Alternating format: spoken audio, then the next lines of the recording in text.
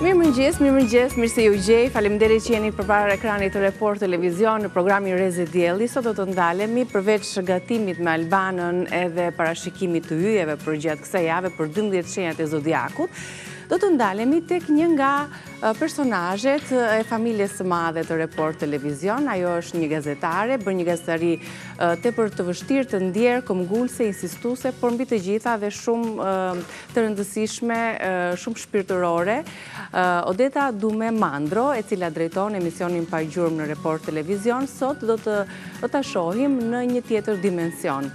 Odetën si nën, si bashkëshorte, si njëri jashtë ekranit për pasionet e tjera të saj, duke na emocionuar dhe duke dhuruar asaj momente të bukura surprizuese nga studioja jon. Ju ftoj ta ndiqni, ju që e shihni këtë emision në mënyrë të përditshme, me historitë e dhimbshme, të cilat shpeshherë kanë vënë në qendër të vëmendjes për delikatesën, për historitë e rënda edhe fatet njerëzore. Ndaj sot le të shohim dhe të zbulojmë diçka më tepër edhe prapa skenat e këtij emisioni, se si arrin të menaxhojnë gjithë ato emocione të forta, por e për të kuptuar diçka më tepër nga Odeta Dume Mandro. Na ndiqni pas pak në këto biseda që do të zhvillojmë, ndërsa tani le të shkojmë të nisim me njëherë me gatimet e Albanës.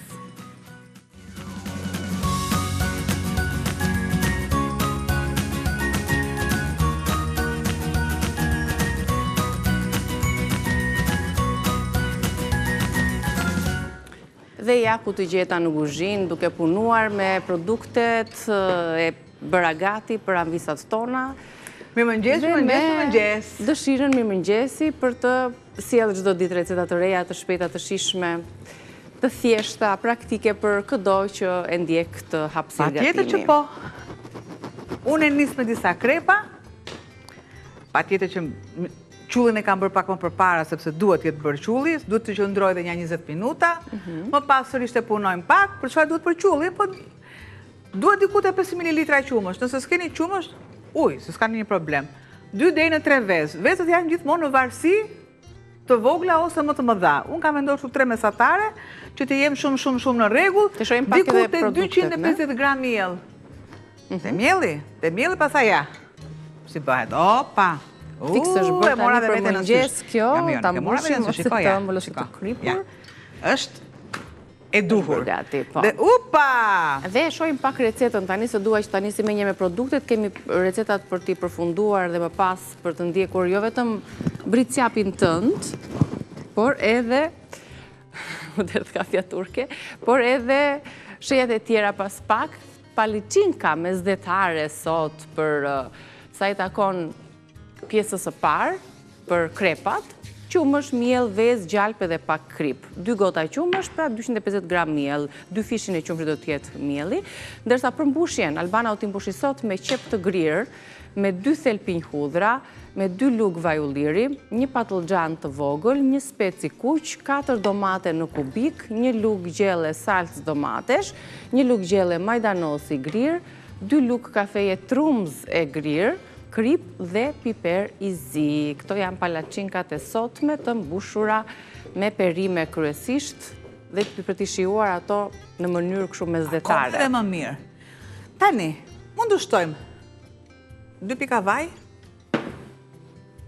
sepse i bën akoma edhe më mirë kësaj mase të mëndafsht. Çfarëdo që ne të shtojmë tek perimja, nuk do jetë si brumi që është, si e thamë disi puna e vazelinës, që duhet vazelin pa asnjë lloj arome, edhe qulli duhet të jetë faktikisht pa asnjë lloj përbërës, spinaqa, domata, çfarë. Edhe turmerikun që ne mund të shtojmë sërish ndikon tek qulli. Krepa, një miell i mirë e kam thënë dhe do ta them. Mbasi jam bërë dhe e bezdisur, por bezdisja ime, shiko, unë nuk shuhem për këtë atë hedhjen, por shiko si është, s'ka nevojë fare për si një show, centro, gati. Si një centro nga ato pente mëndafshtit, kështu është edhe mielli. Opa, e kaloj të dytën këtu. E bëm dhe të dytën, se do të mbushen ato avashafash. Dhe sërish kam shtuar vaj dhe nuk është e nevojshme që unë të shtoj vaj. Tek gjallë, tek tigani. E lë. Furën e kam gjithmonë të para ngrohur, më pas kanë ngel dhe 18 minuta, dhe kur ju të gjoni atë zhumën, qik, thot, Albana, fiku koha, fjale, parole, ja dole. Se i bëjmë dhe recetat. Atëherë shikojmë gjithmonë pjekjen e anës, pjekjen ansore, dhe deri sa ne të shohim zbardhjen deri këtu, atëherë ne fillojmë dhe e ngasmojmë në shpatullë, por silikoni. Ja, që është akoma. Ja, opa. Do. Sërisht. Këtu kam vendosur qepën. E le qepën të bëhet. Normalisht kam shtuar ujë dhe përse jo, tani shtoj dhe pak fare vaj. Do të shtoj kripën.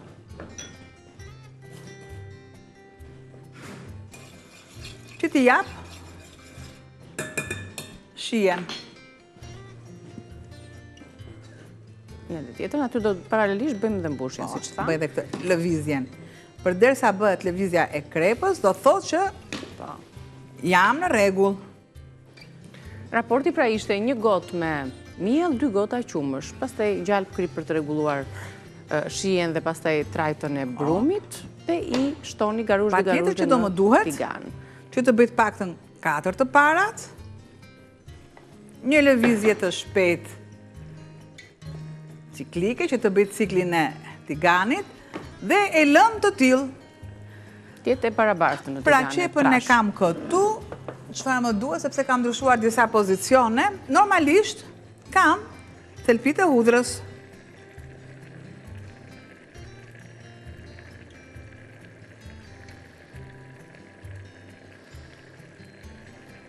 Të zbusim të gjitha perimet, ka dhe patlıcan, Le të zbuten ka dhe speca. Opa, akoma. Në këtë formë si që sillim ne, pra palacinka mesdhetare, do t'jenë për një vakt më të plot, se zakonisht jemi mësuar që do kaloj në furr. Përdorim nga mëngjesi, po do kaloj në furr, kanë perime, kanë djathin, kështu që i bëjmë më të plota me këtë mbushjen e bollshme që na plotëson një vakt kryesor. Bëjmë edhe të 4-tën, përpara se të kalojmë tek perimet që ti... Guxojmë, normalisht që guxojmë, opa. Pra, as një pik vaj, një moment të tillë. Shumë pak. Tani, po të bëj pak hile për shembull që më duhet më kollaj, sepse për duhet të bëj akoma edhe më shpejt. Do të vendos tiganin për të bërë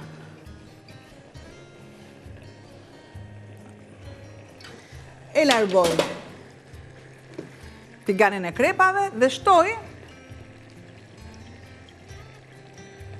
vajin. Patlıxhanat i kam prerë kubik të vegjël në ujë me pak fare krip.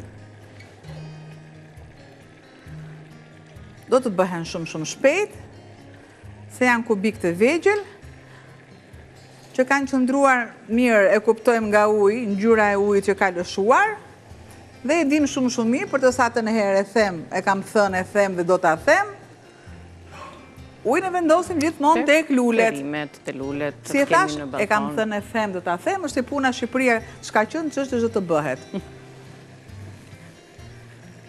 Do të bëhet, edhe gatimi. Shpresoj. Kam. Bravo. Shtoj masën e kripës.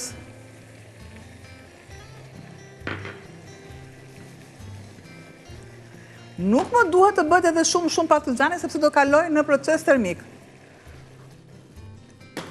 Shoh që ka pak mangësi vaj. Sidomos te patlıxhanët e duan patjetër yndyrën, se janë si mishtore. Do të shtoj masën e qepës. Ja, të fike edhe këtë këtu. Dhe e lë.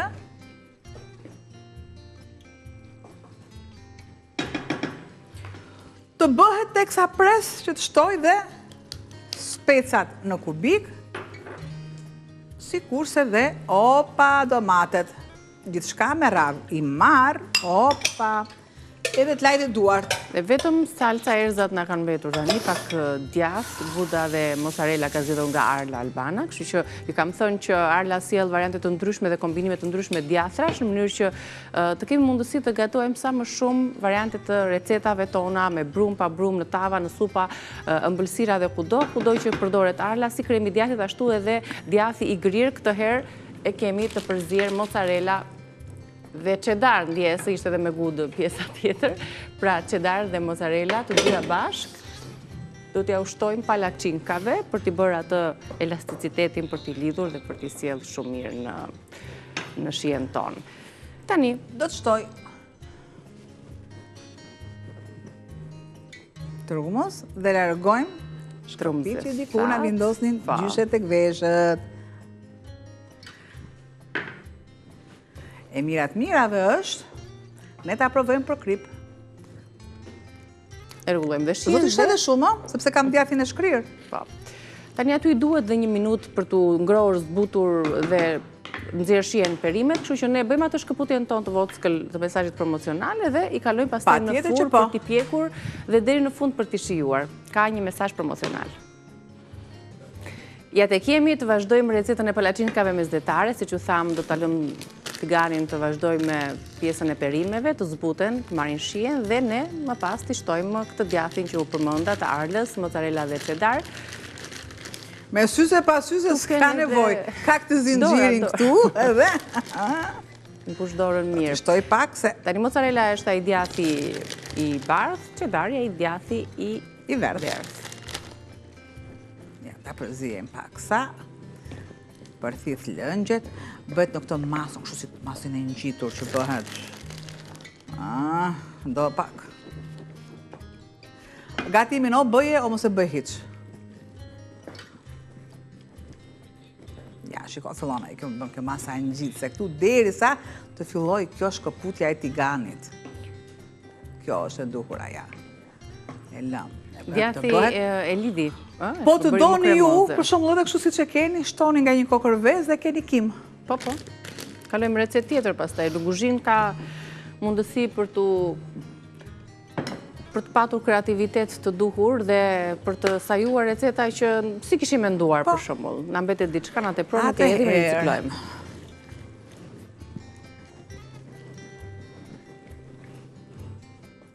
Nëse ju doni, për shembull, nëse ju doni që t'i jepni pak kremozitet, unë i kemi jep pak krem djathi. Kremi djathi ka vetëm një problem. Kemi në plot të tjera, po deshet të me erza. Qa të duash ti mirë? Qose është me erza që mos i shtoj bim aromatik, asë një gjë mos i shtoj. Provojmë pak të dhe shumë e duhur është ajo që me jep. Ja, ka erza të ndryshme. Japi një prekje arome delikate. Kështu që ja shtojmë edhe aromën, ja shtojmë edhe kremozitetin masës tonë të mbushjes së palacinkave. Është vetëm një problem. Në moment që ju shtoni kremin, nuk duhet të kaloj në zgjerrje një përzgjerrje të lehtë. Dhe ja. Shumë të mira edhe për marr suprat tona, por ja edhe në këtë recet të mbushjes.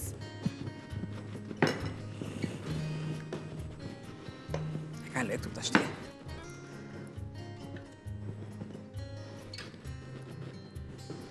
Pakës fare, ja. Fal kremit edhe fal djathit, mbushja qëndron jo vetëm me lidhur mirë me njëra tjetrën perimet, por edhe tek krepa. Dhe për këtë arsye duhet marrim tavën? Po. Se do zgjedhim një tavë jo shumë të madhe, por që të shkoj me madhësinë e krepave.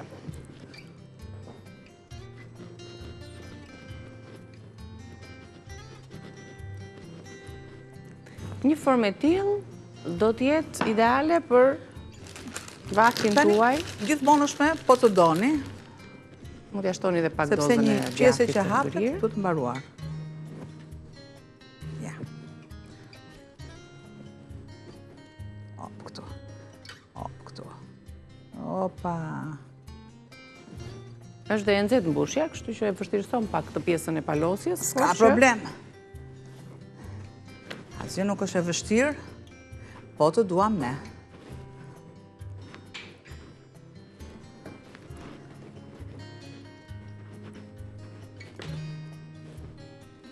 Bëjmë dhe palosin e krepës të fundit dhe po ju përmbledh se çfarë shtuam në brëndësi: qepën, patullxhanët, specat, tomatet, trumz, krem djathi dhe djath të grirë, mozzarella, cheddar, çfarë djathi të keni ju. E rëndësishme është që ta përdorni një djath sepse ajo i lidh shumë më mirë përbërësit, e bën atë masën më kremoze, nuk e lë të thatë, e lë atë pjesën shumë në gjendje kremoze, si ta themi ndryshe. Dëgjoj. Ngjitet mirë pas krepës dhe bëhet njësh, nuk qëndron më vete mbushja, më vete krepa. Kjo është e rëndësishme dhe kjo është arsye që shtuam dhe një lugë djath arla. Ku është ndryshimi? Nuk i marrë dhe i pjek.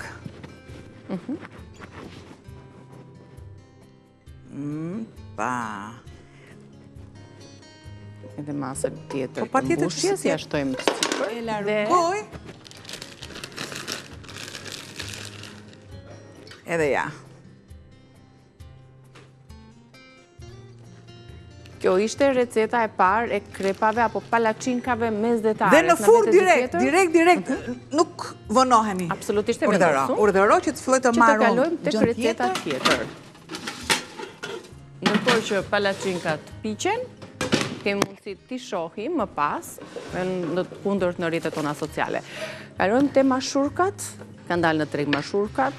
Çmimi ndryshon nga java në javë për i së vërtetës, derisa të vi fare pastaj çmimi ullët dhe i sezonit të tyre fiks. Ne do t'i shohim recetën e shkruar, si do t'i gatuajmë sot, thjesht fare, dihet që mashurkat, barbunjat, ka emër tjetër, mashurka, barbunja dhe? Po ndalu këtu të tash se kam mendjen fare. Me domate i kemi sot. Bishtaja, e gjeta! Po, bravo. 3 emërtime kemi, janë të llojeve të ndryshme, të bardhat, jeshile dhe ato të hollat. Sot kemi të bardhat, 450 gram mashurka, 3 lugë vaj ulliri, 1 qep e kuqe, 350 gram domate të grira, 125 ml ujë, 8 gjethe borziloku dhe këto të grira për atë aromën fantastike, kri piper për të rregulluar shijen.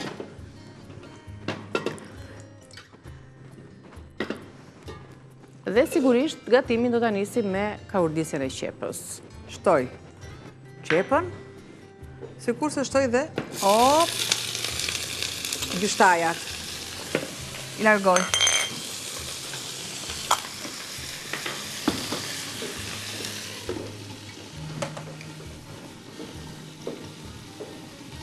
Në 2 fronte direkt. Se bishtajt duen pakës vaj dhe opa këtu. Edhe ujë.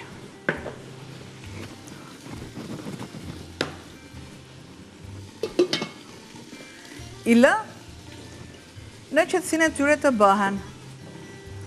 Marr domatet. Ja dale që ta ketë edhe.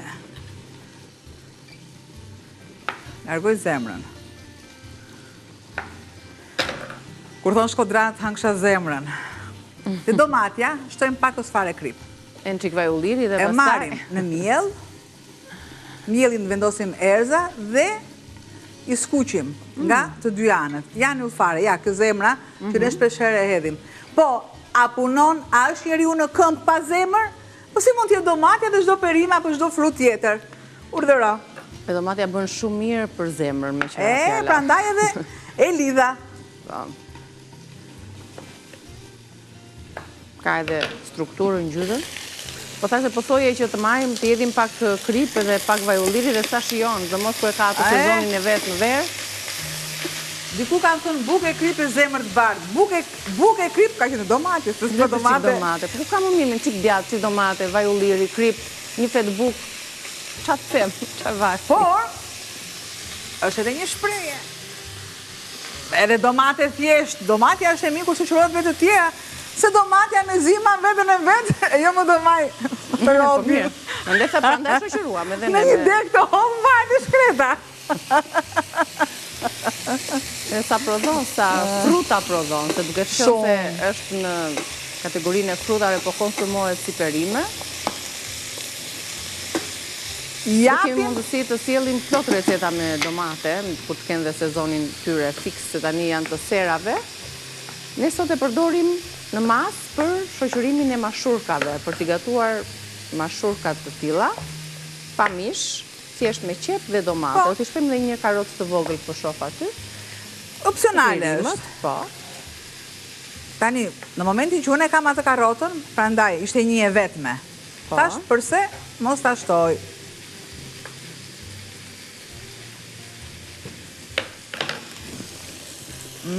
Derisa përhapet aroma. Gjithë antigan, 3 jashtë. Ju që po, dhe që e prit. Me që duke bëm... Po se e përdor këtë metodë, po ja që e përdor. E përdor, por nuk e përdor do të e përdor në gaz. Në gaz, po ka lezet në gaz. Shtoj edhe karota. Atë karotkën e voçkël.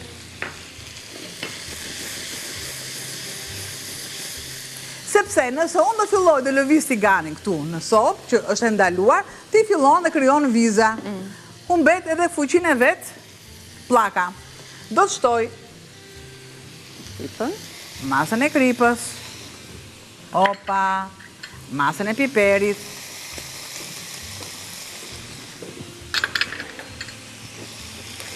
një përzierje,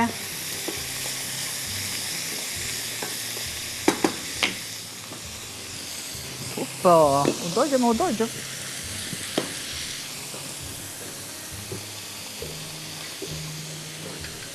Në bëdhe qepa, e shtojmë tek mashurkat. Pakës ujë. Ja, e kishe këtu ujnë. Që t'ja shtojmë për të zirë dhe një gjellë shpejt, kështu me perime. Ja. Dhe që është e vërteta, ky gatim e do zirjen avash. Avash e do. Lëshuar më mirë aromat, zbuten, nuk ikën ujë tepërt. Derisa vasha të shkoj në burin dhe të laj sytë e saj, sepse bilbili po e pret. është një bilbil në fshatin ton, për një vasha i këndon. Oh, te burimi do t'a pres, sa ti isho 2 sytë e zez. Dhe bishtajat bëhen. Ja, sa të këndoni ju këtë këngë, bëhet. Shumë të këngën të ndë njerë. Tani, i kemi për domatet në kubik. Në sopa të vogla, me këngën qubë. S'flasim do të, okej. Kemi një surpriz, po pak më vonë me sa kuptoj. Atëheri, kemi të gjitha në regull, marë edhe bimët aromatike. A bimë aromatike i vendosë është ti. Përse e lë këtë peun gjithmonë? E lë, sepse bajtë lidhura bishtat. Tek bishtat nëse doni ju, mund të vendosë një spec djeks, një dafin dhe këtu brënda. Por më duhet përgatimin për nesër. Bishtajat shkojnë shumë mirë, me bërzilok, me energjik, por unë do të shtoj bimë aromatike si kurse dhe nga ujë, sepse i marin atë aromën e duhur. Bimët janë gjithmonë opcionale, por bazika që asë njëherë nuk të lë në balte dhe në shije dhe që lidhet gjithmonë, është majdanozi. Ka një shije kështu neutrale, freskët.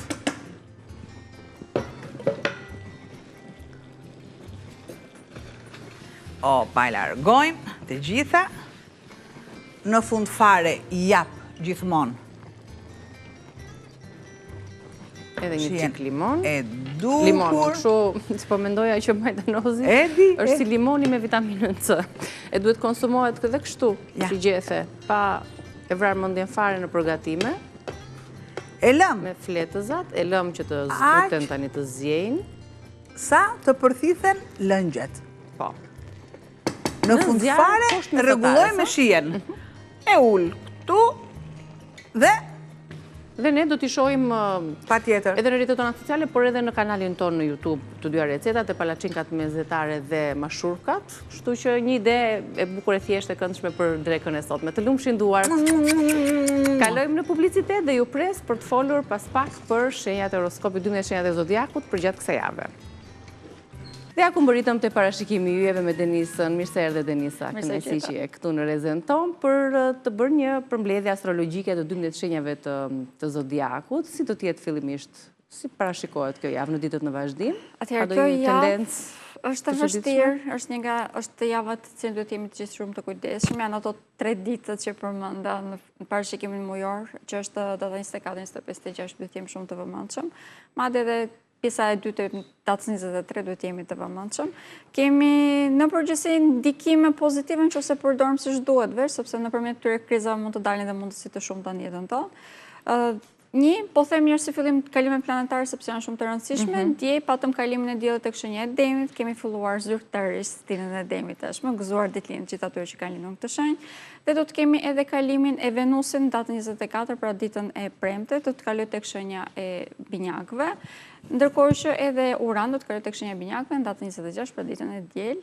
Prandaj edhe kjo është një javë shumë e ngjeshur. Kjo është edhe arsye që kemi ndikime vërtet shumë të fuqishme, as të fuqishme, jo. Kemi faktikisht në këto momente takimin e Marsit, Mërkurit, të Saturnit dhe të Neptunit, janë të gjithë të takuar tek shenja e Dashit, prandaj dhe jemi pak më tepër impulsiv, por nga ana tjetër, duke qenë se është një energji shumë e lartë në ambient, ne mund të ndjehemi disi më të zymt, sepse nuk e kapim dot atë ritmin e kohës, po ne kanë shumë shpejt nga duart, pra në një farë mënyrë. Pra kjo nuk lidhet me klimën, kjo zymtësia që ndjen shumica që dëgjojmë, ka një lloj trysnie të madhe. Krijohet një zjarr shumë i madh në këto momente në hartë dhe ka mungesë dhe ajri, që do të thotë kemi dhe vështirësi për të marrë frymë, prandaj dhe mund të ndjehemi pak më të tulatur, siç e thash, duke qenë se dhe koha po ecën shumë shpejt, madje mund të na dalin shumë mundësi përpara. E kemi të vështirë që të perceptojmë se ku duhet të veprojmë. Në këtë rast, thjesht duhet jemi të qetë, arrim që ta kuptojmë shumë mirë. Pra, është vërtet një aftësi shumë e madhe sepse kur Mërkuri është i vendosur tek shenja e Dashit, na jep një moment një pregëtësi shumë të lartë. Prandaj edhe mjafton të jemi të qetë, e shikojmë shumë mirë se ku duhet të veprojmë. Le të shohim me radhën të gjitha shenjat se si do të qasen përballën kësaj jave. Patjetër. Dashi për shembull, si e përballon shenja e Dashit është shenja më e ndikuar, duke qenë se siç e përmenda pak më parë, kemi shumë planetet vendosur tek ta. Ndikimin të përgjithshëm e ka në përgjithësi do të dalin shumë mundësi përpara, kemi një aftësi shumë të madhe për rritje, por nga ana tjetër mund të jemi pak impulsiv, nuk dim se ku të veprojmë. Prandaj edhe këshilla që e dash në fillim është për dashën me e vlefshme se për gjitha shenjat e tjera, duhet jemi pak më të qetë, të fokusohemi mirë se cili është hapi i radhës që duhet të hedhim. Ndërkohë që fundjava mund të bëhet disi më pozitive për shenjat e Dashit, sepse tashmë do t'i keni ditë të qarta, gjatë javës do ta kemi pak më të vështirë për të kontrolluar të balancat. Në momentin që e kontrollojmë vetë, që kemi vërtet aftësi që të rritemi në karrierë, për të rregulluar të ardhurat materiale, sepse tashmë futemi në fazën ku fillojmë të marrim pak a shumë. Ose dhe investimet që kemi po bëjmë në këto momente, japim rezultate pothuajse të menjëhershme dhe plus në lidhje me çështje sentimentale është një nga shenjat më të favorizuara. Kalojmë tek shenja tjetër tek Demi. Shenja e Demit është në stilin e tij, detyrimisht energjia është e lartë. Duhet jemi të vëmendshëm në lidhje me shëndetin, shenja e Demit është shenja më e prekur në këtë pikë. Deri ditën e diel, duke qenë se Uran do të krijojë krizat më të rëndësishme do të jenë tek shëndeti ose tek marrëdhëniet e tyre më të dashura, si familja më të afërta, si dhe partneritetet e tyre, prandaj dhe do t'i këshilloj që të jemi shumë të kontrolluar në mënyrë se si komunikojmë. Me kalimin e Venusit tek shenja e Radhës, tek shenja e Binjakëve, do ta kemi më të thjeshtë këtë, madje do të kemi edhe mundësi shumë të mëdha tashmë për të bërë kontrata ose marrëveshje të cilat na sillen të ardhur materiale të mira, por gjatë kësaj jave do të këshilloj që vërtet të jemi të qetë dhe të hedhim hapa të sigurt. Ndikimi më i madh pozitiv, pas kësaj do të jetë vërtet në lidhje me të ardhur material, por këtë javë do ta përdorojmë vërtet për të vëngurët themelore, le të themi. Po, ne le të ndalemi tek Binjakët. Shenja e Binjakëve këtë javë ka të vështirë, por ka shumë mundësi, sepse është një javë në të cilën do të dalin mundësi përpara që ti përdor për të arritur qëllimet e tij. Duke qenë se Mërkuri është i vendosur tek shenja e Dashit, janë shumë të përshpejtuar në këto momente. Madje mund të kemi edhe disa avantazhe në lidhje me këtë temë, sepse mund të marrë një ndihmë të madhe edhe nga shoqëria, por për të bërë investime nuk do të këshilloj që të marrim këto parasysh këto sugjerime, në qoftë se nuk jemi 100% të sigurt, ose të bëjmë një herë analizën dhe pastaj të veprojmë. Duke qenë se mund të bëjmë disa investime të cilat mund të na dëmtojnë dhe më vonë, në qoftë se janë të pabazuara ose nuk janë të kontrolluara mirë, por përtej kësaj kemi një ndikim pozitiv sepse siç thash jemi të përshpejtuar dhe kemi në realizimin e ëndrave dhe qëllimeve tona dhe marrim dhe një ndihmë vërtet shumë të madhe, si nga shoqëria, por ashtu edhe nga familja gjatë javë. Një ndër temat më të rëndësishme që do të kemi në këto momente për shenjën e Binjakëve është se dalin shumë në sipërfaqe probleme që ekzistojnë brenda çifteve, falë kësaj kemi dhe aftësi që të rregullojmë. Pra, mjafton që temi të qetë. Kjo është rëndësishme. Kalojmë tek gaforja. Shenja e gaforës është në energji duke u rritur, kemi hënë duke u rritur për këtë arsye, por duke qenë se kemi shumë kalime planetare tek shenja e binjakëve, edhe pse do të ndjejmë më tepër javën në vazhdim, fillojmë që të ndjejmë pak a shumë ato krizat që të cilat vijnë nga bota jonë e brendshme, kemi një intuit më të lartë, kjo është avantazh sepse arrim që ta përdorim në vendet ku duhet, arrim që ta perceptojmë botën në një fazë tjetër. Nga ana tjetër kemi edhe një fat vërtet shumë të madh në lidhje me karrierën në këtë moment. Mund të shkëlqejmë bëjmë persona të cilët na dëgjohet fjala. Kjo nga një anë mund të sjell pak edhe xhelozi, prandaj dhe do të këshilloja që me kolegët të jemi disi më të vëmendshëm, pra të mos e teprojmë me mburjet, le të themi. Por në qoftë se bashkëpunojmë, do ta kemi shumë më të thjeshtë, sepse në këtë rast mund të përfshihemi të gjithë dhe të kemi edhe një rritje edhe më të madhe, madje konstante tashmë. Plus edhe kjo është nga shenjat e cilat është të favorizuar në lidhje me çështje sentimentale, sepse në këtë moment ka aftësi për të krijuar gjithçka të shëndetshme dhe pak a shumë janë ngurë themelor që po ndërtohen në lidhje me jetën e tyre. Shenja e radhës është Luani. Shenja e Luanit hënë e re ndikoi vërtet shumë faktik që ishte javën e kaluar ditën e premte dhe vazhdojmë që të jemi akoma në të njëjtat ndikime sepse po krijon diçka të re, janë shumë herë më tepër të hapur në ndryshimeve në këtë moment e gjë që ju bën mirë. Ndikimet tek marrëdhëniet sentimentale, lidhjet afatgjata, martesat e tjerë janë shumë pozitive në këtë moment, ka një zbutje të dukshme të problemeve. Prandaj edhe ndjen dhe më mirë. Ndërkohë që për sa i përket karrierës, kjo është një javë ku mund të dalin përpara shumë probleme. Por, nëse e zgjidhin këto probleme, nëse qëndrojnë të që edhe e zgjidhin këto probleme, bien më tepër në sy. Nëse se janë vetë pronar të vendit të tyre të punës, atëherë arrin që të kontrollojnë më mirë situatën dhe të krijojnë disa dinamika të cilat i shërbejnë për të pasur të ardhur materiale më të mira. Pra, jo çdo gjë negative është negative, në disa raste mund të përdoret në avantazhin tonë. Bukur, kalojmë tek Virgjëresha. Për shenjën e Virgjëresës kemi një ndryshim kolosal në këto momente, jemi në pritje tashmë, është gati duke ardhur, Urani tek shenja e binjakëve, që do thotë ndryshime vërtet shumë të mëdha në lidhje me karrierën dhe si figurë autoritetin në të gjitha pozicionet që ka. Prandaj dhe krizat gjatë kësaj jave do të jenë edhe më të dukshme, në të vërtet janë shumë pozitive, sepse këto krizat na tregojnë vërtet ku i kemi plasarritjet dhe e jetës që duhet të ndërtojmë. Falë kësaj kemi dhe aftësinë pasaj që të heqim nga jeta jonë dhe të fillojmë të krijojmë diçka të re, por këtë javë do të këshilloj vërtet që të jeni shumë të vëmendshëm. Kemi fat sepse dielli tashmë ka kaluar tek shenja e Demit dhe kjo do të thonë që jemi në energjinë tonë sepse është një shenjë tjetër toke dhe pak më tepër që na shton edhe diapazonin, pra horizontin mërtemi dhe shikojmë gjithçka pak më gjerë. Kemi dhe zgjidhje si rrjedhë në shumë tematikat, sidomos ato që kanë të bëjnë me të ardhur materiale dhe në lidhje me trajnimet ose dhe karrierën në këtë rast. Plus, kemi edhe një pasion shumë të lartë brenda çifteve, tek shenja e Virgjëreshës. Kalojmë pas tek Peshorja? Po, jemi tek Peshorja. Shenja e Peshorës u fut më mirë të themi, më së fundit tek faza që është më pozitive, pavarësisht se kemi disa ndikime të lodhshme gjatë javës, ka shumë herë më të thjeshtë që ti përballoj. Ndikimi më i fuqishëm vazhdon që të jetë tek karriera, sepse këtu mund të shkëlqejmë më shumë dhe pak më tepër me kalimin edhe të Uranit në javën që vjen, do ta ndjejmë edhe më tepër detyrimisht tek shenja e binjakëve, do të kenë një përqasje shumë më të qetë, shumë më të gjerë, më të themi, të shikojnë problemet shumë më në perspektivë shumë më të gjerë, prandaj kam edhe më të thjeshtë për të kaluar, ndërkohë që gjatë javës duhet të jemi shumë të vëmendshëm në lidhje me bashkëpunimet tona që të mbarojmë ato të cilat nuk janë funksionale. Këtu bëhet fjalë si në lidhje me të ardhurat materiale, po ashtu edhe në lidhje me personat të cilët kalojnë pak më tepër kohën. Të gjitha marrëdhëniet në këto momente duhen shqyrtuar edhe një herë mirë në mënyrë që të mund të jemi në fazën javën që vjen, dhe cila është vazhdimisht në rritje. Në rritje, kalojmë te Akrepi. Shenja e Akrepit ka ndikime të fuqishme, por si fillim po them mirë këshillën, duhet jemi shumë të vëmendshëm në lidhje me shëndetin fizik. Vazhdojmë që të jemi në fazën ku mund të prekemi vërtet kështu, nëse nuk jemi të kujdesshëm, pra nëse nuk kemi rutinë të shëndetshme. Prandaj edhe çfarë konsumojmë, se si e trajtojmë trupin ton ka shumë rëndësi, që të jemi aktiv ka shumë rëndësi, sepse është një nga shenjat që ndikohet automatikisht nëse nuk jemi të vëmendshëm në këto pika, por nëse jemi të vëmendshëm, atëherë kemi mundësi që jetën tonë të përditshme ta kthejmë në diçka shumë më praktike, të jemi shumë më tepër efikas, të fillojmë të ndërtojmë, sepse kemi kreativitet vërtet shumë të lartë dhe prakticitet shumë të lartë, të ndërtojmë jetën që ne dëshirojmë. Si rridoj jemi shumë më të suksesshëm edhe në lidhje me karrierën, në lidhje me të ardhurat materiale është një javë vërtet shumë pozitive.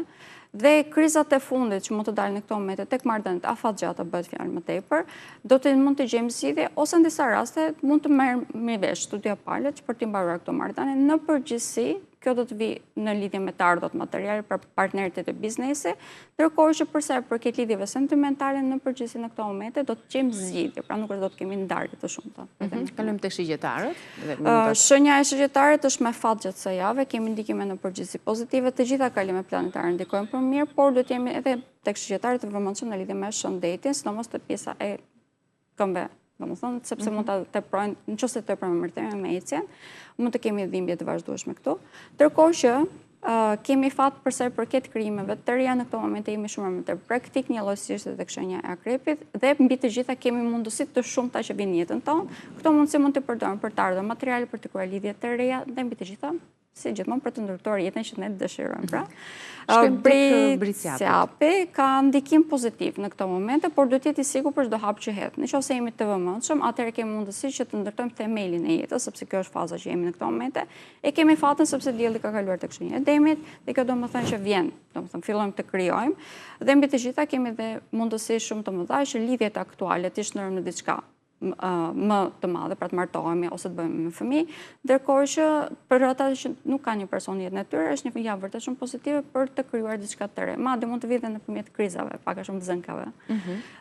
Ndërkohë që për shenjën e ujorit është edhe kjo një ndashenja të favorizuar, por këtë javë duhet jemi shumë të vëmendshëm në kriza brenda familjes. Këtu nëse nuk jemi të vëmendshëm mund të shkaktojmë disa dëme. E kemi të thjeshtë praktikisht që ti perceptojmë dhe ti zgjidhim këto si gjëra, ndërkohë që mund të kemi edhe një nevojë shumë të madhe për ndryshim. Kjo më bëhet fjalë më tepër për ndryshim karriere ose ndryshim banese. Nëse kemi ide të tilla, do të këshilloj që ti vërtetoni mirë, sepse mund të vinë edhe mundësi që mund t'i përdorim, madje mund të marrë një ndihmë shumë të madhe edhe nga familjarët tanë, nëse marrim vendime të tilla. Prandaj që të formojmë jetën tonë në këtë moment ka shumë rëndësi dhe mbi të gjitha me fat. Po, dhe kalojmë tek shenja e fundit. Peshqve. Shenja e peshqve në këto momente ka aftësi që të bëjë gjithçka që dëshiron. Mjafton që mos bjerë pre e pesimizmit që mund të ndjej, edhe pse ti jemi realist, kjo është pak a shumë si zakon, nuk është se kanë në të vërtetë nevojë për të qenë pesimist, kemi fat shumë të madh në lidhje me çështje sentimentale, shenja që ka më tepër fat, që mund të krijojë lidhje vërtet shumë stabil, ose që mund të ndërtoj veten e tij në mënyrë që të jetë i lumtur me veten e tij ose me veten e saj. Prandaj është një nga shenjat për mendimin tim më të favorizuar në këtë momente. Kemi ndikime në lidhje me të ardhur materiale, vlera të rinj që të perceptoj siç duhet, dhe plus kemi tashmë futemi në fazën ku krijohet një stabilitet në lidhje me marrëdhëniet familjare dhe brenda familjes. Pra kemi ndryshime pozitive në lidhje me këto tema, zbukurim me këto tema. Qartë, faleminderit shumë Denisa për përshkrimin që i bëre kësaj jave për 12 shenjat e zodiakut. Ne do të kalojmë në publicitet, është flesh informativ, ju pres pas pak në bisedë me Odeta Dume Mandro.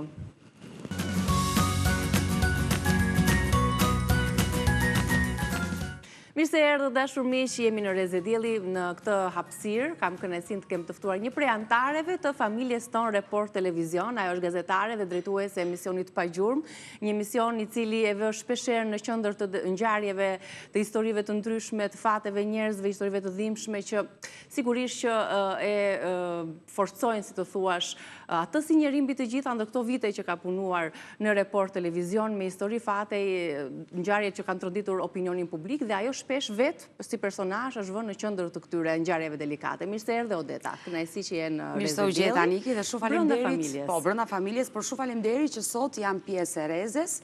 Dhe uroj të kemi një bisedë të këndshme bashkë. Shpresoj edhe unë shumë për ty.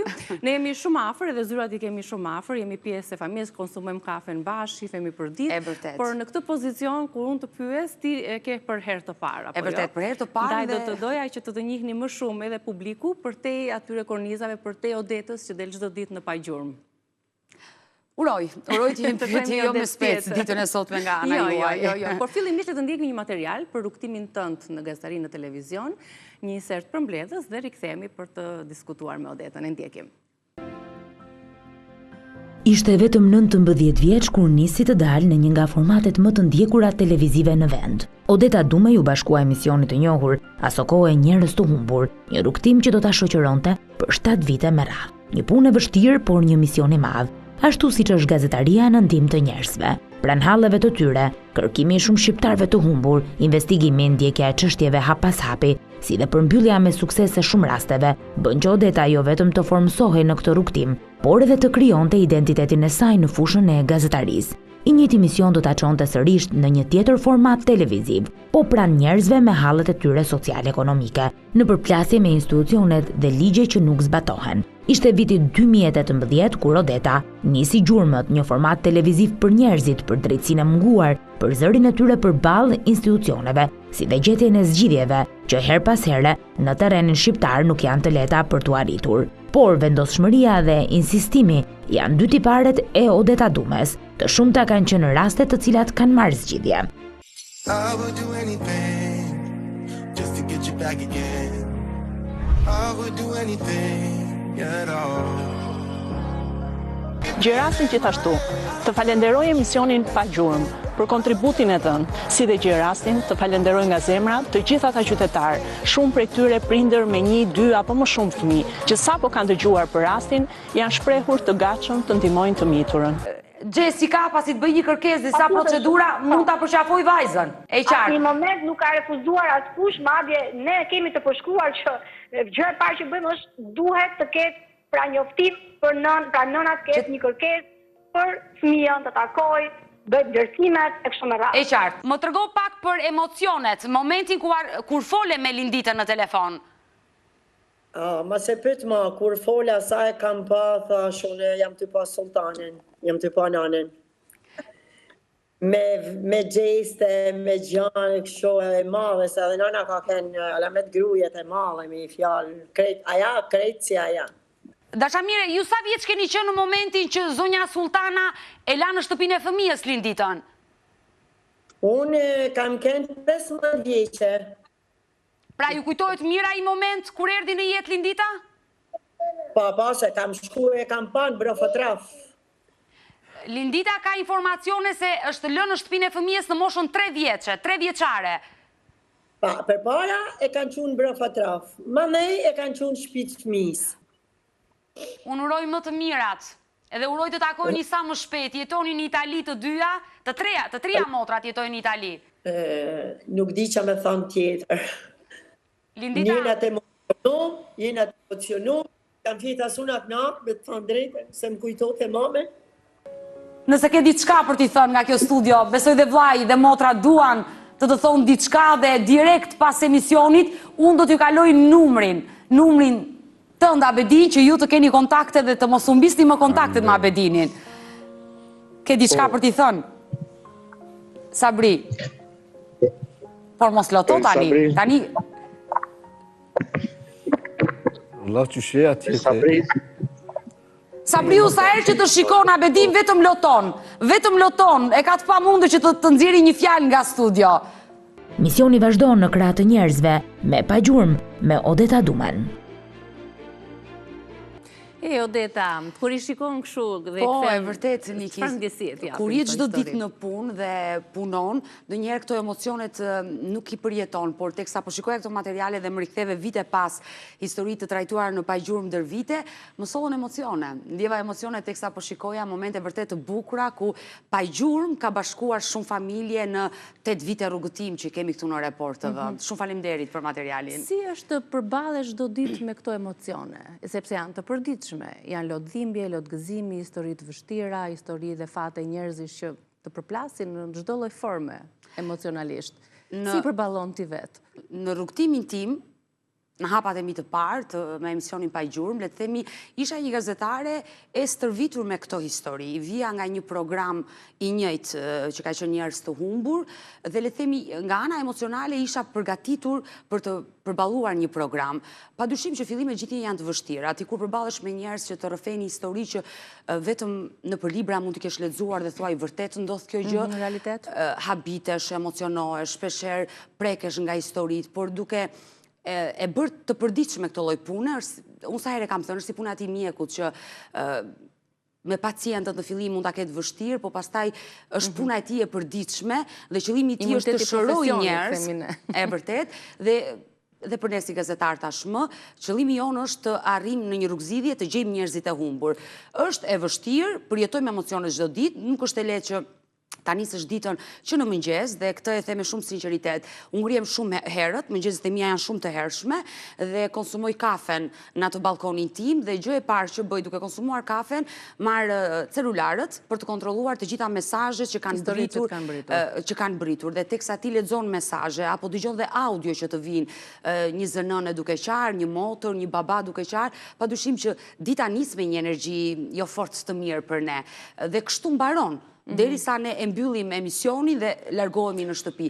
Jemi të shoqëruar me këtë lloj energjie, por jemi mësuar dhe le të themi e kemi kthyer në një edukat pune që kjo është një punë dhe duhet të jemi të ftohtë nga ana emocionale. Dhe ku bëhet dallimi midis të qenit njeri, të qenit grua dhe gazetare për të trajtuar rastin edhe për të mos i përplasur ato ndjesitë dhe emocionet që të sjellin rast pas rasti. Më ke thënë her pas here që të është dashur të shkosh edhe te psikologu për shkak të ngarkesës që të madhe që ti merr nga njerëzit, nga historitë e tyre. Unë kam shumë mikesha psikologe dhe i falenderoj, sepse në çdo rast që kam për të trajtuar, që mund të jenë shumë të vështirë nga ana emocionale, padyshim që marr këshillën e psikologeve. Niki, jo të gjithë personat që vinë në studion e emisionit Pa Gjurmë, le të themi janë nga ana psikologjike fort të mirë. Shumë gra janë të stresuara, të dhunuara dhe padyshim që janë histori të vështira.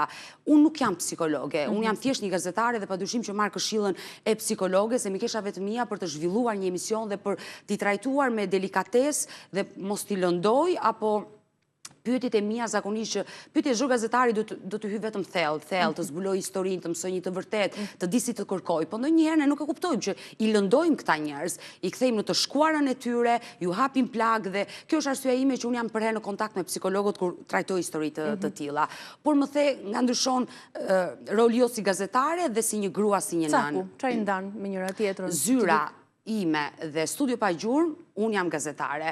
Momentet që konsumojmë një kafe, pas emisioni që diskutojmë me të ftuarit në hallin ton, aty po, jam grua, jam nën, por në studio jam gjithmonë gazetare. I merr historitë me vete në shtëpi? Dikur e bëja, tani jo. Tani mundohem, jo, sepse është një lodër shumë e madhe, jo vetëm për mua, por edhe për familjen time. Të mendosh, unë kam 2 fëmijë në një moshë delikate dhe nëse ata do dëgjojnë bisedat e mia me telefon, sado unë të mundohem të shkoj në dhomën time, të dal në balkon, mos të dëgjojnë bisedat, dëgjohen bisedat në familje. Dhe 2 fëmijët e mi nuk kanë asnjë lloj kusuri të dëgjojnë nënën e tyre duke folur me njerëz që qajnë, me njerëz që kanë probleme. Mundohem që punën ta mbyll këtu dhe mos ta marr me vete. Duke qenë në kontakt vetëm po e themi dhe këtë e dinë edhe publiku dhe ne në kontakt me histori shumë të forta njerëzore dhe dhimbje, lot, shpeshherë edhe gëzimi, por edhe hidhërimi, të kanë bërë më të fort për t'i përballuar sfidat e tua të jetës apo të ka bërë më të ndjeshme? Si e shikon veten?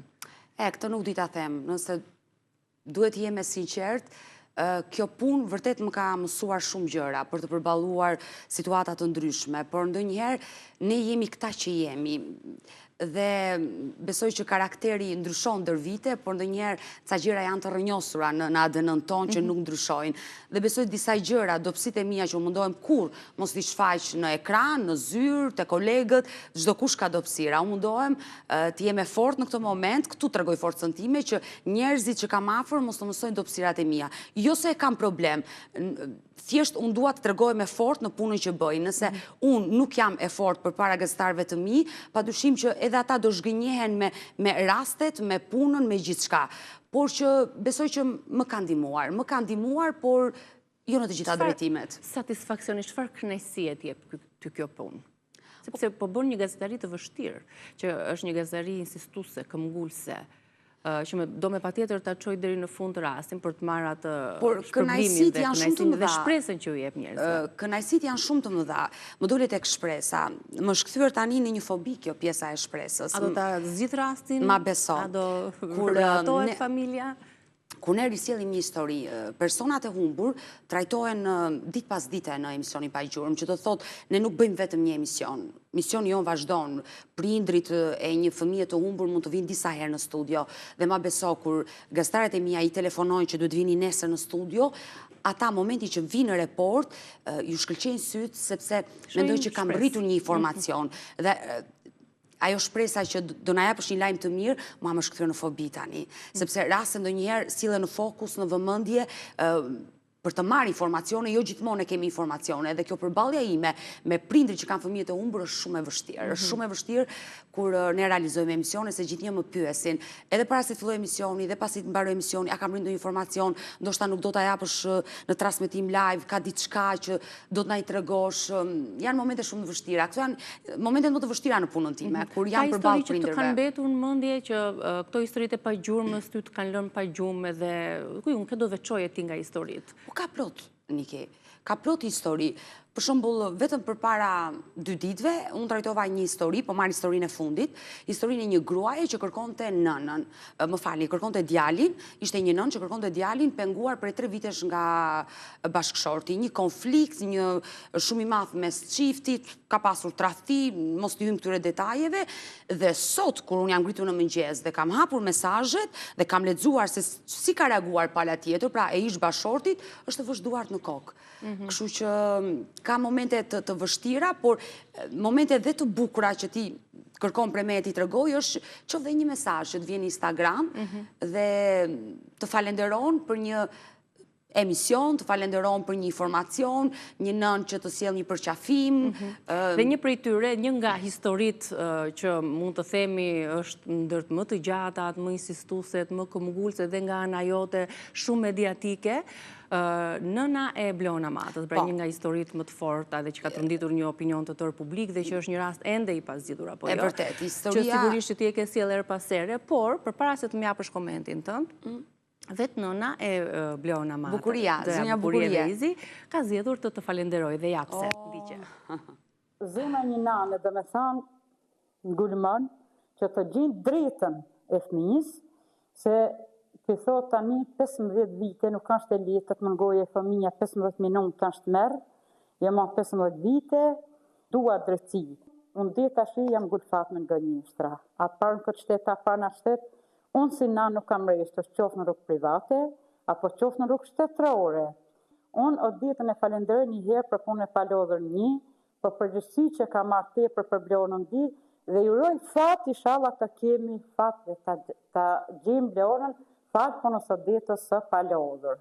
Por unë, pavarësisht se kam shumë dhimbje keqardhje, unë si nan e ndjej një dhimbje jashtë mase dhe një zemër të lënduar jashtë mase, por përsëri, kur të mendoj, kam një ngërci se një ditë do t'i vë një dita, momenti, sekondi që do të më përgjigje.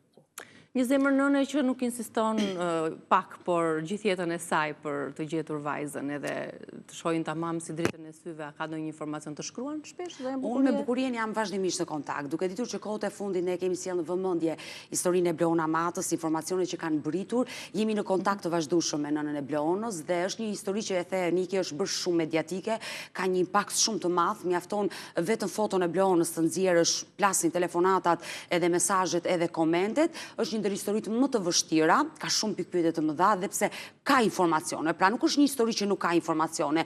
Unë sa herë që trajtoj këtë histori, vijnë informacione, hapen pista të reja, e vështirë për të zbuluar e vërteta. Unë e kam thënë edhe në programin tim nëse gjatë moderimit të pagjurmë Odeta Dume do e gjej Bleon Amatën, unë do jap dorëheqje nga ky program.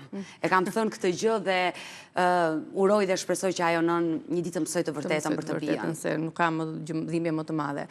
Mirë, ta mbyllim pak të kapitullin e punës, sepse thash që do të njohim pak Odetën tjetër, Odetën e vogël, Odetën fëmijë. Kemi një foto në fakt, Odetës kur ka qenë vetëm, nuk e di, 4-5 vjeç, ndoshta. Ja, ta shikoj. Si ka qenë fëmijëria jote? Më trego pak për fëmirin tënde. Këtu 5 vjeç mund kem qenë. Çfarë ndëronte Odeta e vogël aty të bëhej kur të ritej?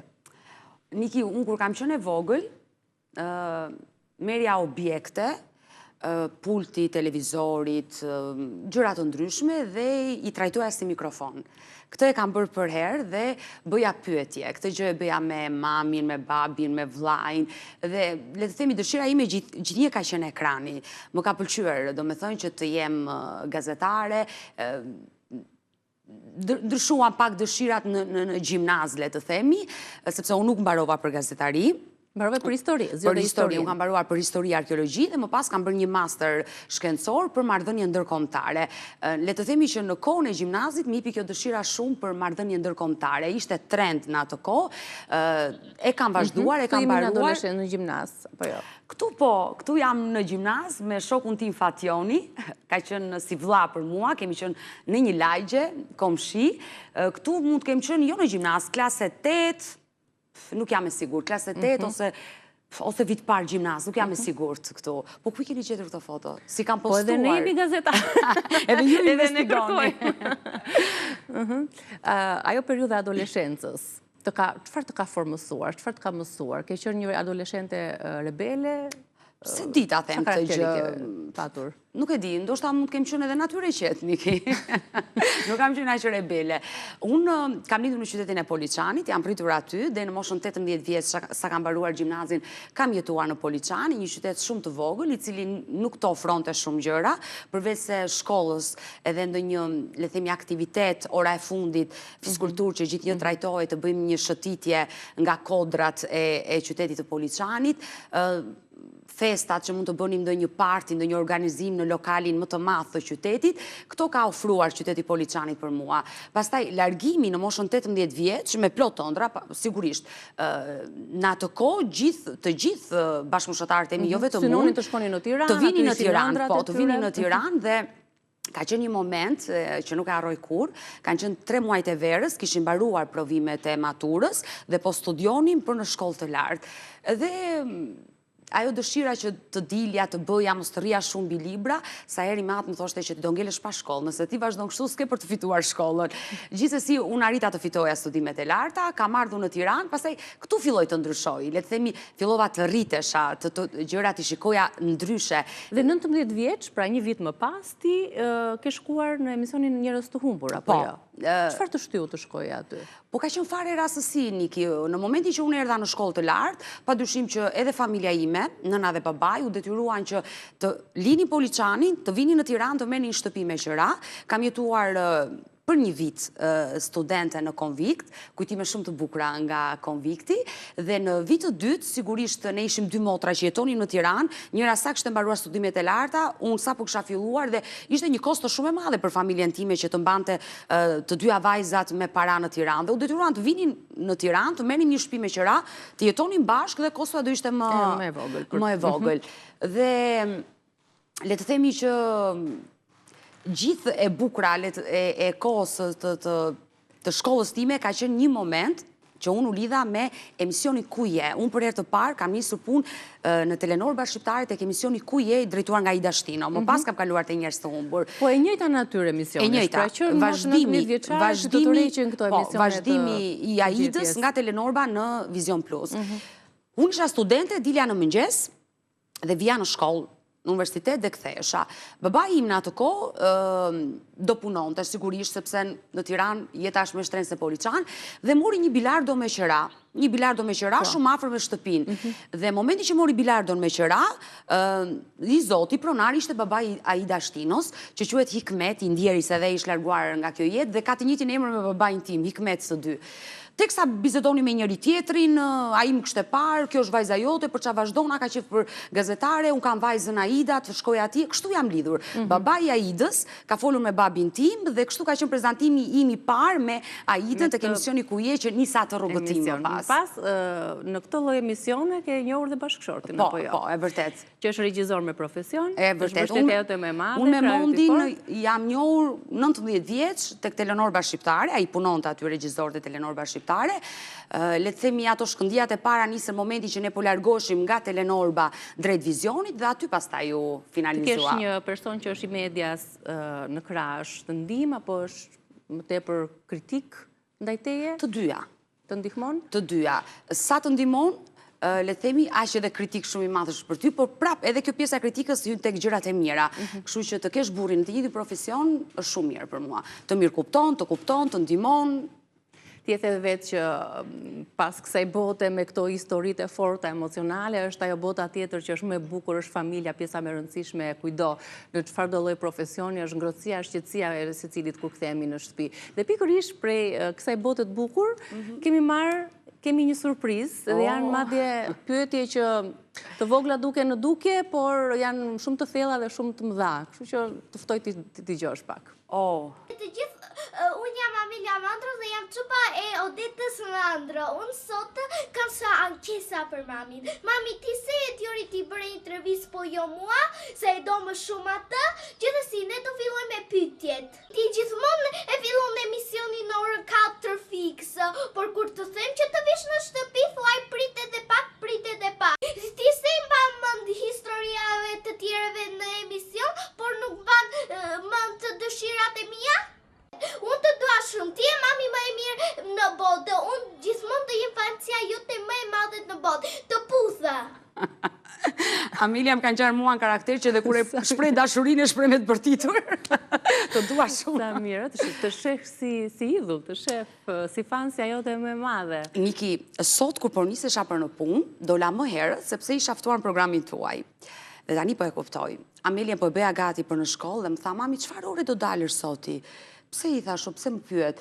Dhe le themi dyshova pak, i thash mos ke bërë diçka ty, jo tha, po më tha gjyshja, tha që sot i eftuar tekniki dhe dua të shikoj në ekran. Por Amelia pas ka përgatitur këtë surprizë. Ndihesh në faj? Për shkak të orëve sakrifisa që duhet të bësh për punën, se ka fshihen shumë gjëra brenda atyre pyetjeve, të njëjtat i ndjejmë edhe ne për ditë, për shkak të kohës që i mungojmë fëmijëve. Ndihem në faj, mundohem që të bëhem më e përgjegjshme. Fundjavat i kaloj absolutisht me ta dhe kohën e munguar nga ana të premte t'ia kushtoj fëmijëve. Ndodh shpesh që më duhet të largohem edhe në orët e vona nga aeroporti.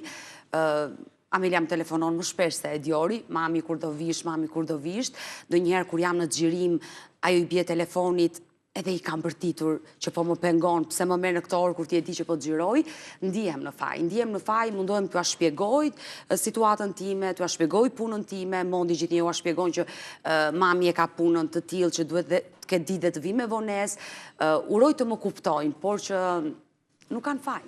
Derisa është fansja jote më e madhe, kështu që e kam mbyllur shumë bukur. Do të vijoj me të tjera surpriza dhe momente shumë të bukura me njëherë pas publicitetit.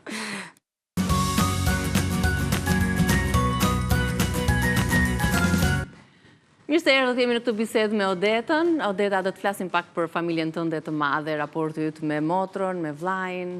Mos më thuaj që ke hyrë andej. Ti je fëmija e vogël apo? E vogla. Më e përkëdhelur a themi apo? Por ndoshta po, sa herë fëmija i vogël është më i përkëdhelur. Kam 2 motra, më të mëdhaja, kam dhe një vëlla, një familje e bashkuar, edhe pse motra e madhe është larg nesh, ajo jeton jashtë Shqipërisë. Jemi në kontakt të përditshëm në telefon, kemi atë grupin ton familjar në WhatsApp që çdo mbrëmje përpara se të flejmë, kontaktojmë në grup, jemi aty të 4 së bashku me mami 5 që flasim i urojmë natën e mirë njëri tjetrit. Kjo është familja jote e madhe. Po, kjo është familja ime dhe kjo foto është bërë në baba im ka mbushur 80 vjeç në ditën e tij të lindjes, në 15 dhjetor të 2024 është realizuar kjo familje dhe kjo është familja ime vetëm se këtu mungon motra e madhe, e cila nuk mundi do të ishte në ditëlindjen e babit sepse jeton jashtë. Ndërkohë, pas ditëlindjes së 80 të babait, ai për shkak të një sëmundje që erdhi kështu papritur, gjithë ato peripecit, sakrificat që të deshën që t'i përballoje bashkë me anën tjetër me ngarkesën e emisionit për cilën e folëm dhe sa e ngarkuar është një Odet që përballet me një gazeri të vështirë. Ti u përballe me humbjen e babait. Kanë qenë momente të vështira. Kush ka humbur një prind e kupton shumë mirë. Babai im ka festuar ditëlindjen e fundit me dhimbje në trup, pa e ditur se nga se vuante. Pas asaj ditëlindje, ai pas 2 ditëve ka ardhur në Tiranë, u diagnostikua me kancer, fatale për jetën e tij. 2 muaj arriti të jetonte nga momenti që u diagnostikua, dhe pse në ato 2 muaj mjekët u munduan të bënin gjithçka, arriti me shpejtësinë e duhur të hynte në kimioterapi, por ato kimioterapi ishin fatale për jetën e tij. Në kimion të dytën, kimioja e dytë që ai bëri në trup nuk e përballoi dot trupi i tij. Dhe kështu u largua nga kjo jetë. Si ishte marrëdhënia jote me babain? Po shumë e fortë. Shumë e lidhur. Unë e mbajta në shtëpinë time 2 muajt e fundit, ku po mjekohesh dhe kurohej. Ai arriti, ne nuk I treguam që kishte diagnostikuar me kancer, I tham që ke një problem me veshkën që do bësh një operacion dhe do t'ja hedhësh. Ai besoi arriti ta kuptonte këtë gjë. Shumë e vështirë. Sigurisht. Do me thënë, le themi, unë tani e ka marrë pak veten. Çfarë do të doje ti të kishe bërë më shumë, ose ke një moment që të ka bërë, të ka lënë një peng, pishman, ndihesh ti ashtu? Pra, do doja sikur ta kisha përballë, çfarë do doje ti thoje tani? Shumë gjëra. Shumë gjëra që ndoshta si ja kam thënë, por mendoj që tani unë thashë unë nuk do qaj sot. Jo, nuk të kam ftuar të qaj, që mua më bën pika më e fortë. Shumë gjëra që s'ka mundur t'i them, por që jam e sigurt që ai atje lart tani di të vërtetën e gjithçkaje. Mendoj që e kam bërë krenare. Me siguri po. Dhe disa momente që të kam ndoshta atë dashurinë time të madhe që nuk ja kam shprehur, nëse do ta kisha do t'ja shpreha për treguar se sa e kam dashur, sa e dua dhe sa më mungon. Jam shumë e sigurt që ai është shumë krenar për vajzën e fortë në radhë parë që ka. Uroj, ai ka qenë teleshikuesi më besnik I pa gjurmë, që çdo ditë edhe kur flinte në drek I thoshte nënës time që më zgjo sa dhe ora 4 se do shkoj Odetën. Dhe pas ndonjë emisioni të fortë apo të bukur me emocione, më merrte në telefon dhe më pyeste, dhe donte të dinte detaje gjithmonë që po si e gjetët, po ku ishte, pse gjëra që nuk thuheshin në transmetim. Kështu që ka qenë I teleshikues besnik I imi. Edhe sigurisht tani është aty për të dhënë mbështetjen tënde, madhe. E uroj, nëse e ndjen prezencën e tij? Kam dëgjuar që ata që kanë humbur një person në një mënyrë apo në tjetër e ndjejnë pak prezencën e tij. Niki, njerëzit kur duan të ngushëllojnë veten, edhe janë momente të vështira të jetës së tyre, ngushëllojnë veten se është në parajs, një ditë do na takoj, forca e tij është një ëngjëll, do na japi mundësi, por besoj, këto janë thjesht, ti ngushëllon veten, unë nuk besoj te bota e vërtetme. Ne mësohemi të jetojmë me atë dhimbje. Do të thënë, thjesht unë jam përshtatur, e kam pranuar dhe bashkëjetoj me këtë dhimbje. Qartë. Po shoh që kemi një buqet me lule për ty. Thash që kemi disa surpriza, një nga vajzat e stafit. Ua, Klaudia! Buqet me lule për Odetën. Kush mendon se ti ka sjell? Faleminderit. Një buqet me lule të bardha. Kush ti di shihet? Ime motër. Ashtu?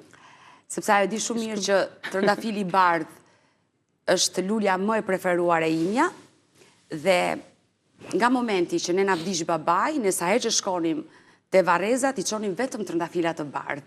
Dhe ajo I di shumë mirë që unë trëndafilin e bardh e dua, dhe mendoj që është motra ime Sonila, motra ime e mesme. Se di, ta shohim, sepse ajo ka dërguar dhe një letër, dhe të ftoj ta dëgjosh. Kështu një çdo mëngjes, biseda jonë në WhatsApp. Motra, e kam më të thjeshtë shprendinjat e mia në letër, se ti them ballë për ballë, por ti thellë e ndjen sa e rëndësishme je për mua. Motra, bashkë kemi kaluar shumë vështirësi, hitërime dhe gëzime. Ti ke qenë aty për mua, si një kraj fort ku unë të më mbështetesha. Deta, e mban mend kur babin e kishim shumë të sëmur dhe vraponim nga një spital te tjetri për të dëgjuar një fjalë shpresë nga doktorët, unë gjithmonë dritesha nga fjalët e tyre që nuk më jepnin shpresë, por ti ishe e vetmja që më jepje kurajo. Por thellë, unë ndjeja frikën që fshije brenda teje. Edhe pas humbjes së babit, ti motra asnjëherë nuk më le vetëm, por u bëre për mua bab, nën, motër dhe shoqe. Por ti Deta nuk më fal vetëm mua besim dhe mbështetje, por edhe familjarëve tanë të dashur. Ti je aty për çdo problem që ata kanë. Motra, kur ishe ti e vogël, ti ishe drita, gëzimi ynë. Ishe një fëmijë bukur, e qeshur, por dhe shumë trazovaçe. Një herë, rreth moshës 4-5 vjeç, I hipe fshirazi një autobusi dhe ishe fshehur në fund të tij. Sa jemi trembur, mezi të gjetëm. Një herë tjetër, kur ishe në klasë të parë ose të dytë, se mbaj mend mirë, se kanë kaluar shumë vite. Nga dëshira e madhe për të festuar ditëlindjen, I ftoje shokët dhe shoqet e klasës 2 herë brenda vitit. E sa gjëra të tjera ke bërë, që kur I kujtoj, qesh me vete. Motra, për zgjasë si shumë, dhe ti do të thuash tani, ua sona, për shkruan këtë fjalë për mua, po unë të them ty Odeta, se dhe po të kisha patur tjetër jetë, një motër si ti do të doja përsëri. Motra, të falenderoj nga zemra për gjithë shka që ti je dhe për gjithë shka që sjell në jetën time. Edhe pse je me vogël, shpesh më mëson gjëra të mëdha me besimin, kurajon dhe sinqeritetin që ke.